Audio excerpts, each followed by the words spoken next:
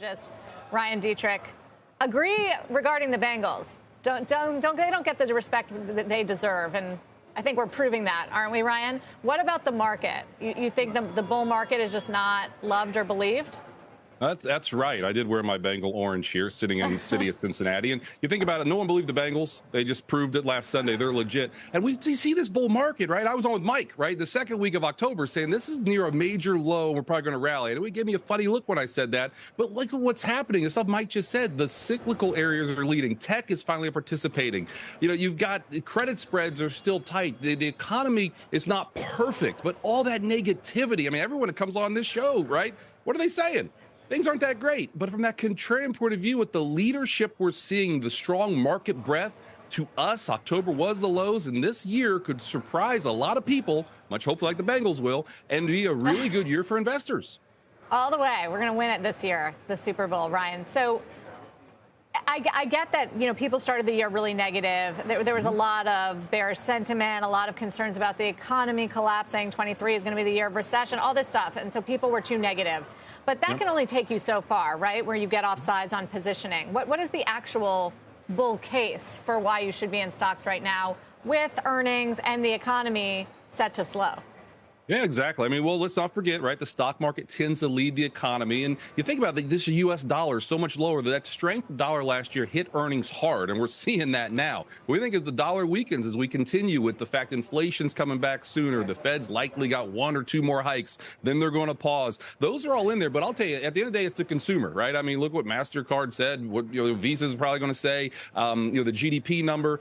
The consumer still is strong. It's not perfect, but that is one of the reasons that Carson Group, we've been saying the whole time, we don't see a recession this year. By the way, it's the third year of a presidential cycle.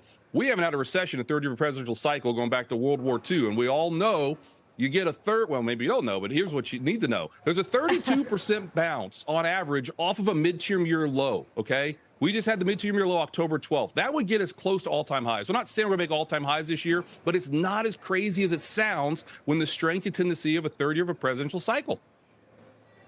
Got it. So you're talking about the cycles and the seasonalities and and that sort of the patterns, which I know you do a lot of work, and I follow your tweets on that subject. So Ryan, who's the, Cincinnati Bengals might be underestimated, but we do have some stars, and people don't underestimate them, like Joe Burrow. Who's that of this market? Where do you look for leadership?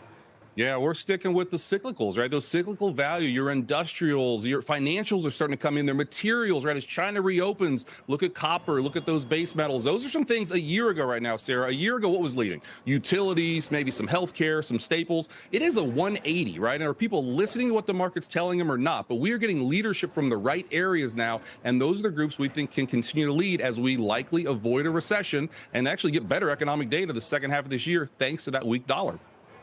But isn't it predicated on the dollar continuing to weaken and Treasury yields continuing to fall? Yeah, not the whole thing, not all of it, but yeah, I mean, clearly, if the dollar were to soar again, that would be a headwind for the bulls. But again, with what we've seen with global banks, the Fed did its hikes already, and now the rest of them are catching up. We still think the pressure to the dollars to the downside, and likely that can be another tailwind for the bulls. I feel like what could work against your case is that, there's a feeling that the market is too optimistic about the Fed pause, a potential Fed pivot into cutting, and that a lot of this rally is predicated on that. We just got this 2.9% GDP number. It's not good news. The Fed is trying to slow growth and slow inflation. I guess it's good to have economic growth, but not at a time where the Fed is hiking, and now there's an expectation it'll have more work to do. No, you're right. And let's be honest, the next 2 quarters, we might see negative GDP. We'll see. We saw that obviously last year and we came back. So maybe that's what the Fed wants. But the truth, again, if you look under the surface, right, we've talked on these shows before, rents are lower, used cars are lower. Those are things you wanted to see come back, right? And they are. And it's going to continue to kind of press inflation lower. And that likely will give the Fed the leeway again to just kind of take a look around and say, OK, we had 40-year highs in inflation. We're comfortable where it is. And we think that's what's going to be the case here. How long have you been bullish? Have you always been this bullish? Well, we were even weight equities until the last week of December at Carson Group. I think December 23rd or so, we went to overweight equities, and we're expecting between a 12 to 15% bounce this year in stocks, in the S&P 500. Got it. All right. Yep. Ryan, thank you for joining me. Appreciate it. Thank you. Hoo day. Always good to have a hoo day. Ryan Detrick.